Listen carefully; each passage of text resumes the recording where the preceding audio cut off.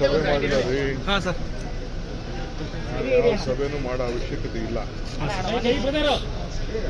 ನನ್ನ ಹೊಸ ಪದಾಧಿಕಾರಿಗಳ ತಂಡ ಒಟ್ಟಿಗೆ ಸೇರಿ ಬಂದಿದ್ರು, ಎಲ್ಲ ರಾಜಿ ಮಾಡಿಕೊಂಡೆಲ್ಲ ಬಂದಿದ್ರು. ಹಾಂ ಸರ್.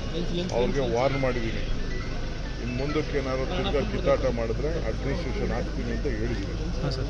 ಎಲ್ಲ ಒಟ್ಟಿಗೆ ಕೆಲಸ ಮಾಡ್ಕೊಳ್ತೀವಿ ಅಂತ ಹೇಳಿದ್ದಾರೆ. ಹಾಂ ಸರ್.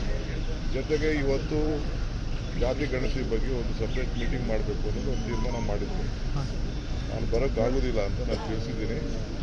ಈಗ ಮುಂದಕ್ಕೆ ಹಾಕಬೇಕು, ಇವೆಲ್ಲ ಸಭೆ ಆಮೇಲೆ ನಾನು ಮಾತಾಡ್ತೀನಿ. ಯಾರಿಗೂ ಅನ್ಯಾಯ ಆಗ್ತಿದ್ದಂಗೆ ನಾವೆಲ್ಲ ನೋಡ್ಕೊಳ್ತೀವಿ. ನೀವು ಸಭೆನೆಲ್ಲ ಮುಂದಕ್ಕೆ ಹಾಕಿ ಗೊಂದಲಗಳು ಬೇಡ ಅಂತ ಹೇಳಿದ್ದೀನಿ, ಅದಕ್ಕೆಲ್ಲ ಒಪ್ಕೊಂಡಿದ್ದಾರೆ.